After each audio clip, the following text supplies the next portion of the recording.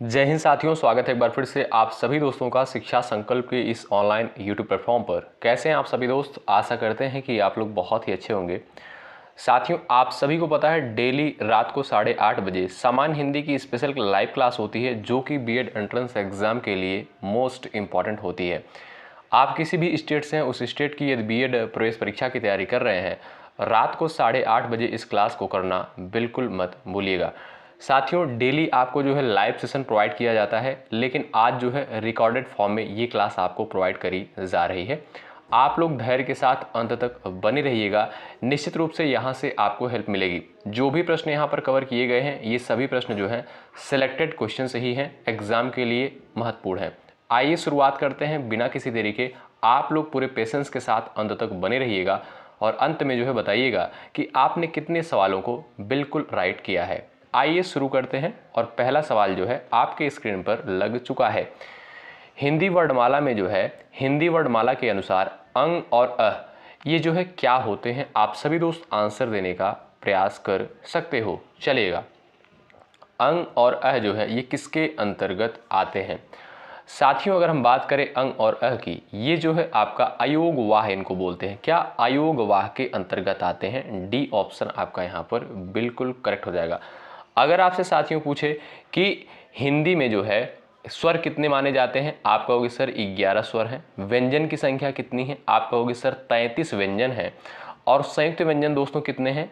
हमने कई बार आपको बताया है संयुक्त व्यंजन की संख्या दोस्तों, आप कहोगे सर 4 है। ठीक है, कौन कौन से हैं?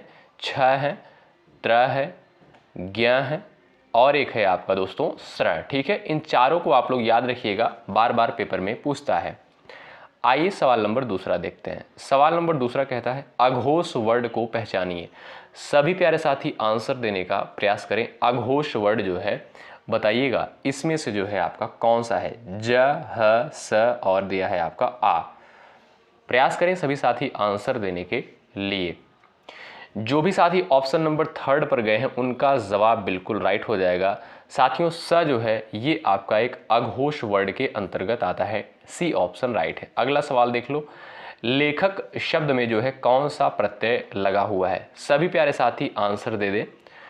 चलिएगा साथियों, उपसर्ग का प्रयोग जो है किसी भी शब्द के प्रारंभ में होता है और प्रत्यय का प्रयोग जो है किसी भी शब्द के अंत में होता है। चलिए, इसमें आप लोग जवाब देने का प्रयास करें, कौन सा प्रत्यय लगा हुआ है? आप कहोगे सर ये तो बहुत ही सिंपल क्वेश्चन है, अक प्रत्यय लगा हुआ है। ए ऑप्शन आपका राइट हो जाएगा।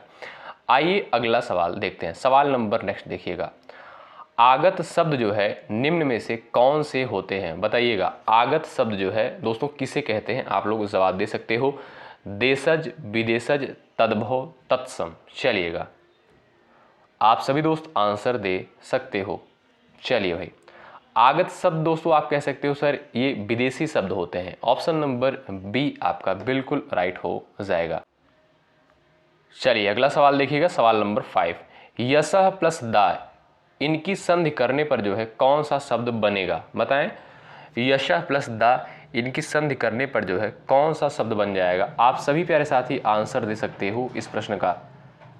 चलिएगा साथियों, ऑप्शन नंबर आपका ए करेक्ट हो जाएगा, यशोदा। अच्छा, इसमें संधि कौन सी है? कहोगे सर इसमें तो विसर्ग संधि है, क्योंकि विसर्ग लगा है।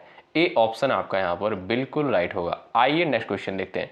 भाई सभी लोग सेशन को लाइक करते हुए चले। आज जो है लाइव सेशन नहीं हो पा रहा है, ये जो है रिकॉर्डेड फॉर्म में आपको क्लास प्रोवाइड करी जा रही है। ठीक है, तो लाइक की संख्या आप लोग बढ़ाते चलो। जो भी साथी चैनल पर नए हैं, बीएड एंट्रेंस एग्जाम की तैयारी कर रहे हैं, आप लोग ज़रूर जुड़ जाइएगा। आप किसी भी स्टेट से हैं, निश्चित रूप से यहाँ से आपको हेल्प मिलेगी। आइए यहाँ पर देखते हैं अगला क्वेश्चन। निर्गुण का सही संधि विच्छेद क्या होगा? आप सभी दोस्त आंसर दे दो। निर्गुण का सही संधि विच्छेद क्या हो जाएगा? साथियों, ऑप्शन नंबर यहाँ पर सी बिल्कुल राइट हो जाएगा। निह प्लस गुण होगा।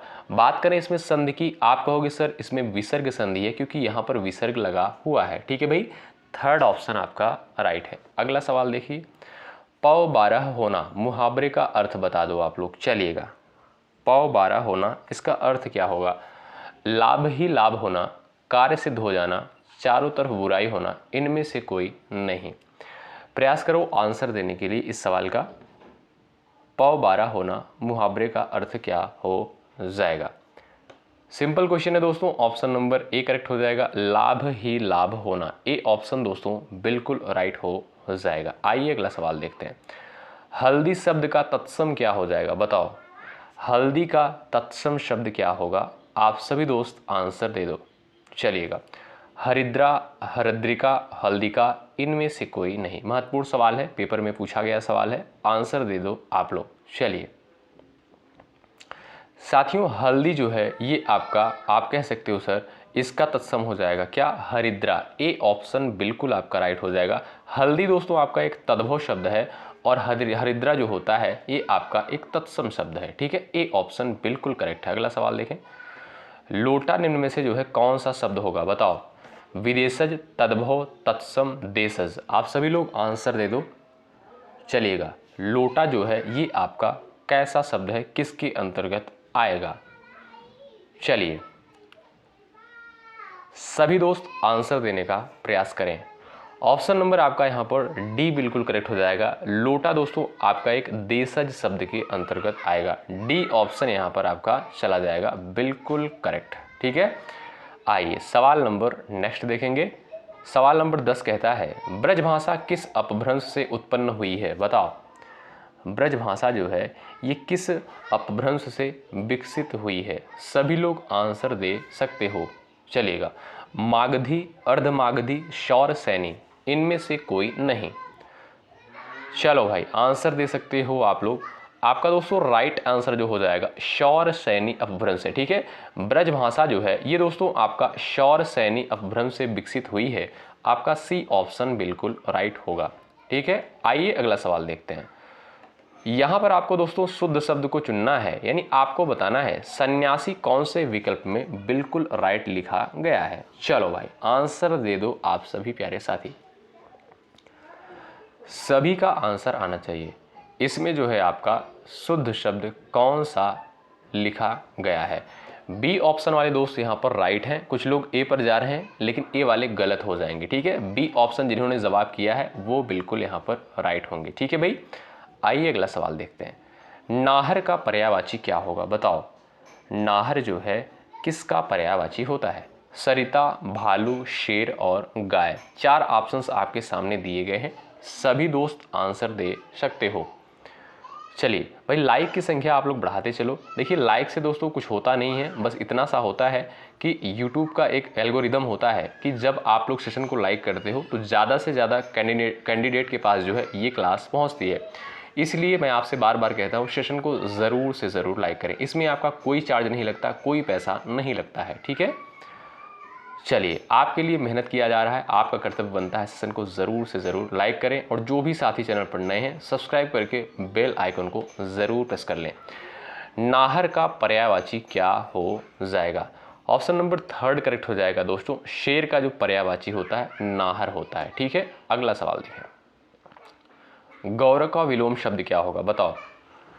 गौरव का विलोम शब्द क्या हो जाएगा, आंसर दे दो सभी लोग। लाघव, लज्जा, अपमान, इनमें से कोई नहीं। प्रयास करो आंसर देने के लिए सब लोग।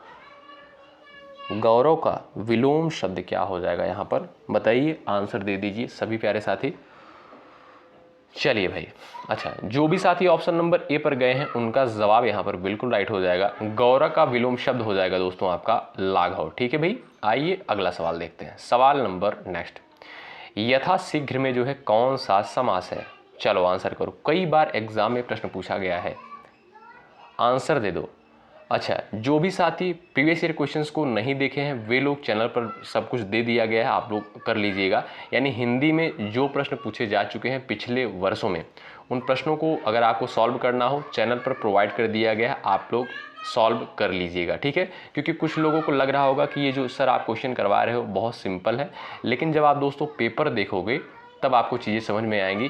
अब देखिए इसका कोई मतलब होता नहीं कि मैं आपको जो है टफ चीज़ें प्रोवाइड करूं, इसका कोई मतलब नहीं है। ठीक है, आप जब देखोगे बिहार बीएड का उठा लो पेपर 2024 का हिंदी का, समझ में आ जाएगा लेवल क्या था।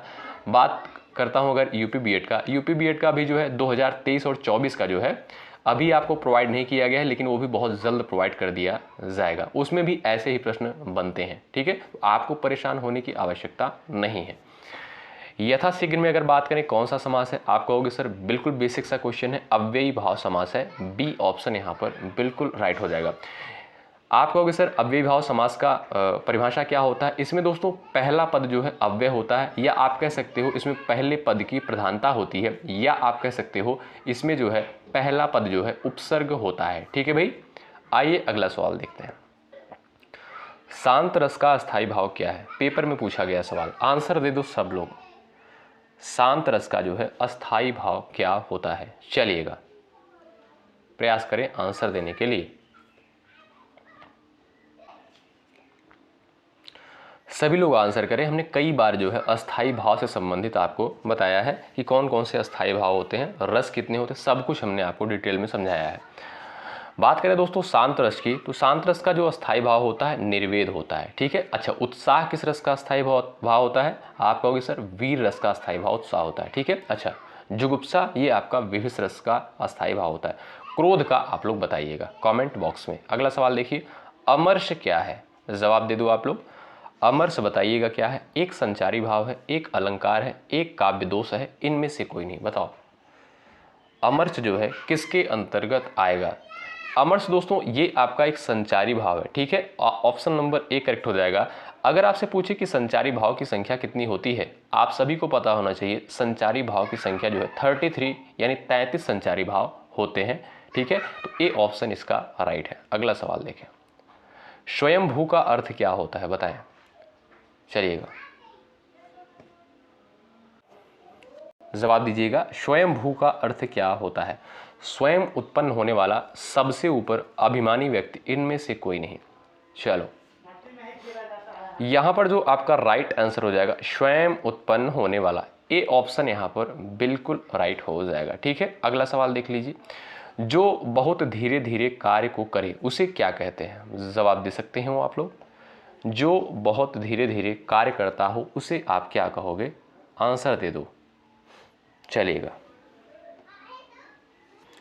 आंसर देने का प्रयास करें आप लोग।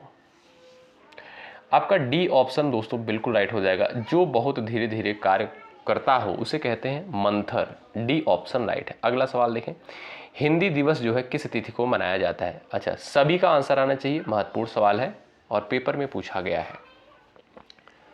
चलिए हिंदी दिवस दोस्तों आपका 14 सितंबर को मनाया जाता है, ऑप्शन नंबर ए करेक्ट हो जाएगा। विश्व हिंदी दिवस की यदि हम बात करें तो 10 जनवरी को जो है विश्व हिंदी दिवस के रूप में मनाते हैं। ठीक है, आइए अगला सवाल देखते हैं, सेवा सदन के राइटर कौन है, बताइए सेवा सदन के राइटर कौन है। चलिए प्रयास कर सकते हो आप लोग आंसर देने के लिए। जयशंकर प्रसाद, रामचंद्र शुक्ल, प्रेमचंद और राजेंद्र प्रसाद। साथियों सेवा सदन जो है ऑप्शन आपका थर्ड करेक्ट हो जाएगा, प्रेमचंद्र। ठीक है, ऑप्शन नंबर थर्ड बिल्कुल राइट हो जाएगा। सेवा सदन किसकी रचना है, प्रेमचंद की। अच्छा प्रेमचंद की और जो रचनाएं हैं, गोदान भी पूछा गया पेपर में, गबन भी पेपर में पूछा गया है, तो ये दोनों भी रचनाएं हैं। ठीक है, अगला सवाल देखें, पेट में दाढ़ी होना, इसका अर्थ क्या हो जाएगा बताओ, पेट में दाढ़ी होना। चलिए आंसर दे सकते हो आप लोग। चलिए भाई, देखने में सीधा परंतु बहुत चालाक होना, रोगी होना, धूर्त होना, इनमें से कोई नहीं। प्रयास करो आंसर देने के लिए आप सभी प्यारे साथी। चलिए साथियों ए ऑप्शन आपका यहाँ पर राइट है, देखने में सीधा परंतु बहुत चालाक होना। ठीक है, पेट में दाढ़ी होना, ए ऑप्शन राइट है। अगला सवाल देख लो, विनय पत्रिका पुस्तक में जो है किस भाषा का प्रयोग हुआ है, बताओ विनय पत्रिका पुस्तक में जो है किस भाषा का प्रयोग हुआ है। अवधी, बघेली, ब्रजभाषा, भोजपुरी, बताओ आंसर दे दो आप लोग, चलिएगा। अच्छा विनय पत्रिका जो है किसकी रचना है, आप लोग जरूर बताइएगा। ठीक है, कमेंट बॉक्स में। कई बार जो है इस क्वेश्चन का रिपीटेशन हुआ है, कई बार रिपीट हुआ ये क्वेश्चन। आप कहोगे सर ऑप्शन नंबर आपका थर्ड करेक्ट हो जाएगा, ब्रजभाषा। ठीक है, विनय पत्रिका जो है किस भाषा में लिखी गई है, ब्रजभाषा के अंतर्गत। अगला सवाल देखें, हवन में जलाने वाली लकड़ी को क्या कहते हैं, बताओ हवन में जलाने वाली लकड़ी को क्या कहते हैं। आंसर दे सकते हो आप सभी दोस्त। चलिए और भाई सेशन को आप लोग लाइक करते हुए चलें, ठीक है। बार बार कहना हमें भी अच्छा नहीं लगता है, आप लोग लाइक करते हुए सेशन को चलिएगा। समिधा ऑप्शन नंबर ए बिल्कुल राइट हो जाएगा। हवन में जलाने वाली लकड़ी को जो है समिधा बोलते हैं। आइए अगला सवाल देखते हैं।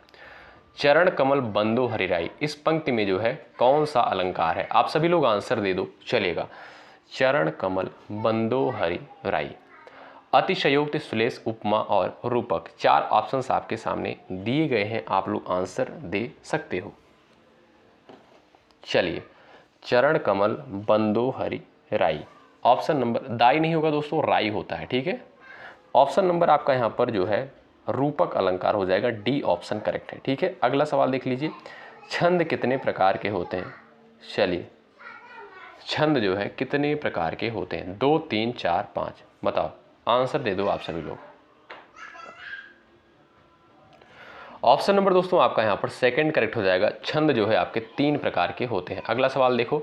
निम्नलिखित में से भाववाचक संज्ञाएं कौन सी हैं? बताओ, सब लोग आंसर कर दो। भाववाचक संज्ञा जो है कौन सी है? चलिए,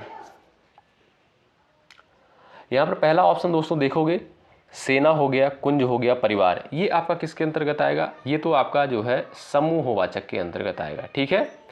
और यहाँ पर आप देखोगे हिमालय, सॉरी, लड़का, मित्र और पंडित, ये आपका किसके अंतर्गत आएगा? ये आपका जो है जातिवाचक के अंतर्गत आएगा, ठीक है। हिमालय हो गया, होली हो गया, नर्मदा, ये आपका व्यक्तिवाचक के अंतर्गत आएगा। क्यों? क्योंकि हिमालय भाई एक ही तो है पर्वत, होली त्यौहार है, आप सभी को पता है, एक ही है, नर्मदा नदी एक ही है, ठीक है। आप कहोगे इसमें जो है व्यक्तिवाचक है। और बुढ़ापा, लोभ और मोह, ये आपका दोस्तों भाववाचक संज्ञा के अंतर्गत आएगा। अगला सवाल देख लो। लड़का किस प्रकार की संज्ञा है? अभी हमने आपको बताया, लड़का जो है ये आपका, आप कहोगे जातिवाचक संज्ञा है। आपका सी ऑप्शन यहाँ पर राइट है। अगला सवाल देख लो। बुढ़ापा शब्द जो है किस प्रकार की संज्ञा है? बताओ। बुढ़ापा, ईमानदारी, मिठास, ये सभी जो है आपकी भाववाचक संज्ञा के अंतर्गत आती है। ऑप्शन नंबर बी करेक्ट हो जाएगा, यानी जिसे आप फील कर सकते हो, महसूस कर सकते हो, छू नहीं सकते हो। अगला सवाल देखो। जातिवाचक संज्ञा कौन सी है? बताओ, जातिवाचक संज्ञा कौन सी है, यानी पूरी जाति का बोध जो कराए? पेड़, मिठास, सुंदरता और चतुराई। चतुराई भी भाववाचक संज्ञा है, सुंदरता, मिठास, ये तीनों दोस्तों आपका भाववाचक के अंतर्गत आएगा। और पेड़ जो है ये आपका जातिवाचक के अंतर्गत आएगा, ठीक है। ऑप्शन नंबर ए करेक्ट हो जाएगा, ठीक। जैसे आम का पेड़ हो गया, नीम का पेड़ हो गया, और आप कह सकते हो कई प्रकार के पौधे होते हैं, आपको पता है, ठीक है। तो पेड़ क्या है? ये पूरी जाति का बोध करा रहा है। ए ऑप्शन आपका राइट है। अगला सवाल देख लो। सुहावना, लिखाई व छलिया में निहित प्रत्यय के लिए सही विकल्प का चयन करिए। बताइए, आंसर दे दो सभी प्यारे साथी। चलिए, जवाब दीजिएगा सब लोग, चलिएगा। यहां पर देखोगे दोस्तों, आवना, आई और इया, ऑप्शन नंबर थर्ड बिल्कुल राइट हो जाएगा। इसमें जो आपका प्रत्यय लगा हुआ है, ठीक है, आवना, आई, और यहां पर कहोगे सर इया प्रत्यय लगा हुआ है, ठीक है। अगला सवाल देख लो। दुरात्मा में जो है कौन सा उपसर्ग लगा है? बताओ, दुरात्मा में जो है कौन सा उपसर्ग लगा हुआ है? आंसर दे दो सब लोग। चलिए,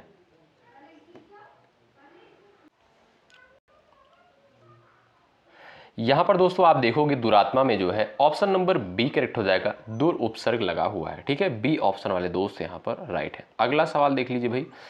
प्रतिध्वनि में जो है कौन सा उपसर्ग लगा हुआ है? आप सभी लोग बता दो भाई, सबका आंसर आना चाहिए।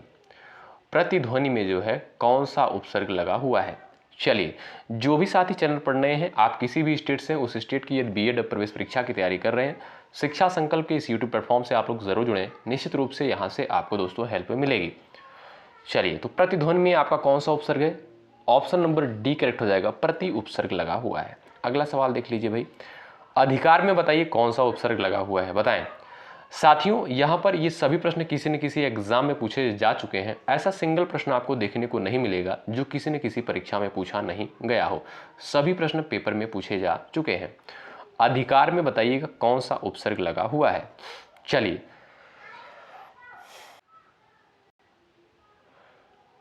प्रयास करिएगा आंसर देने के लिए। दोस्तों यहाँ पर आपका जो है बी ऑप्शन बिल्कुल राइट है, अधिकार में जो है अधि उपसर्ग लगा हुआ है। ठीक है, अगला सवाल देख लो भाई। सवाल नंबर नेक्स्ट आपके स्क्रीन पर है, आंसर देने का सभी लोग प्रयास करें। फूंक फूंक कर पैर रखना मुहावरे का अर्थ क्या है? बताओ, आंसर दे दो आप लोग। धीरे धीरे चलना, डर कर कदम रखना, पैर रखते हुए फूंक मारना, सोच विचार कर कार्य करना। बताओ। चलो भाई, पेपर में पूछा गया सवाल है, फूंक फूंक कर पैर रखना। आप कहोगे सर बिल्कुल सिंपल सा है, हम समझ गए हैं, सोच विचार कर काम करना। ऑप्शन नंबर डी बिल्कुल राइट है। अगला सवाल देख लो भाई। चलो, सवाल नंबर नेक्स्ट है, एक हाथ से ताली नहीं बजती मुहावरे का अर्थ क्या है? चलिए प्रयास करें आंसर देने के लिए। झगड़े में दोनों पक्ष दोषी होते हैं, हर बात पर ताली नहीं बजती, काम करने के लिए दोनों हाथों की जरूरत है, अकेला आदमी झगड़ा नहीं करता। बताओ, प्रयास करो आंसर देने के लिए। चलिएगा, आंसर करिएगा।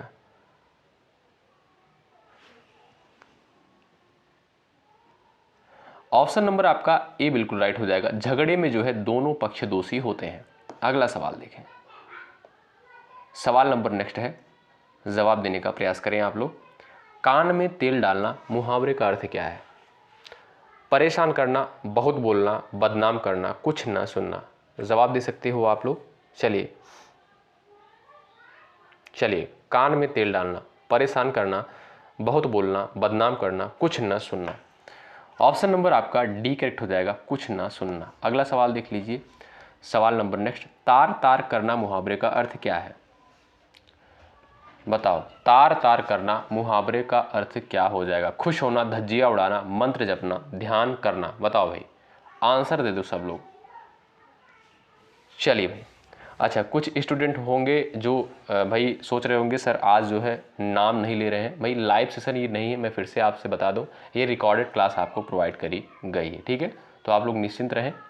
अच्छा, कुछ लोग बोर हो रहे होंगे। भाई बोर नहीं होना है, पढ़ना है ध्यान से, चाहे रिकॉर्डेड क्लास हो चाहे लाइव सेशन हो। ठीक है, पढ़ाई नहीं रुकनी चाहिए।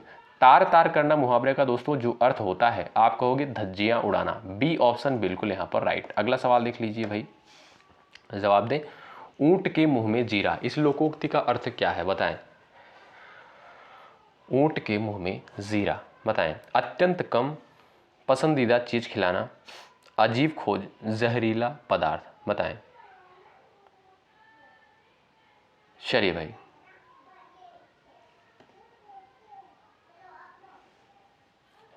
आपका राइट आंसर हो जाएगा अत्यंत कम। ए ऑप्शन दोस्तों बिल्कुल राइट है। अगला सवाल देखिएगा। सवाल नंबर नेक्स्ट, चिकना घड़ा होना मुहावरे का अर्थ क्या है? चिकना घड़ा होना मुहावरे का अर्थ क्या हो जाएगा? बताइए।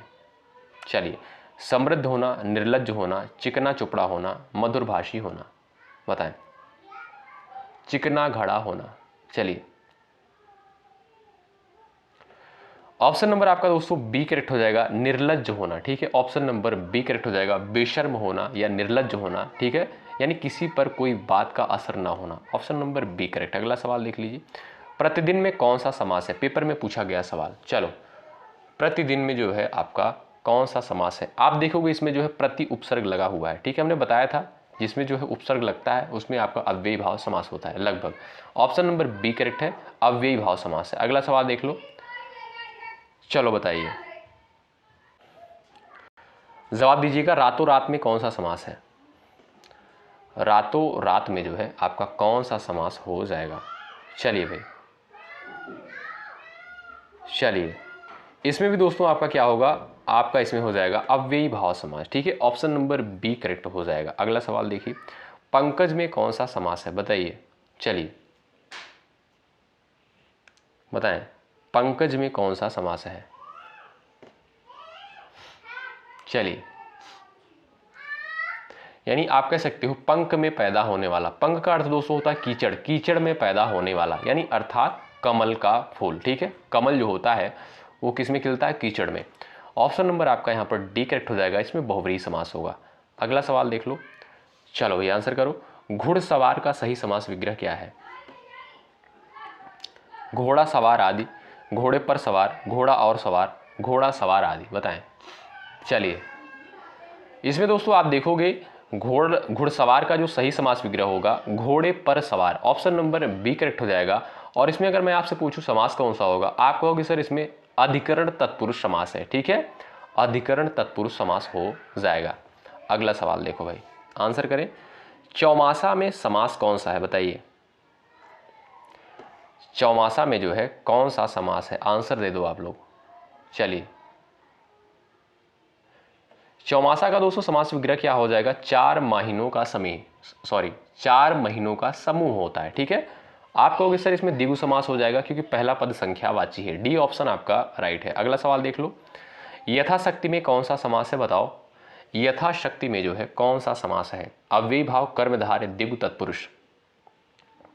चलो भाई, इसमें भी आप देखोगे दोस्तों पहला पद अव्यय है, आप कहोगे सर अव्ययी भाव समास हो जाएगा। ए ऑप्शन बिल्कुल राइट है। अगला सवाल, हाँ तो भाई इस क्लास में 45 क्वेश्चंस को लिया गया था। आपको ये क्लास कैसी लगी एक बार ज़रूर बताएं। क्या हिंदी की क्लास आपको बेहतर लगती है, एक बार कमेंट बॉक्स में अपना रिव्यू ज़रूर दें। और साथियों मैं फिर से आपसे कह रहा हूँ ये रिकॉर्डेड फॉर्म में क्लास आपको प्रोवाइड करी गई है आज के डेट में। ठीक है, तो आप लोग इसी तरीके से क्लास में जो है डेली ज़रूर बने रहें। 11:30 बजे क्लास होती है, 3 बजे क्लास होती है दोपहर को, और उसके बाद रात को 8:30 बजे 3 क्लासेज आपको प्रोवाइड करी जाती हैं। आप लोग बिल्कुल समय से जो है उपस्थित हो जाया करें और ज़रूर से ज़रूर इन सभी क्लासेस को ज़रूर अटेंड करें। बहुत इंपॉर्टेंट सेशन होता है।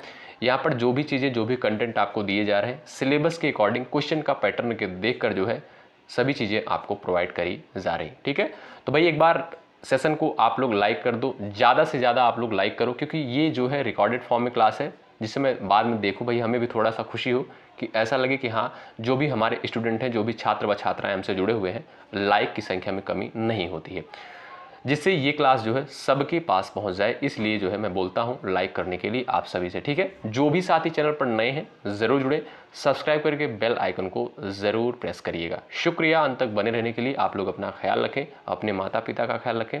मिलते हैं आपसे नेक्स्ट क्लास में, तब तक के लिए बाय बाय, टेक केयर, जय हिंद, जय भारत, शुभ रात्रि।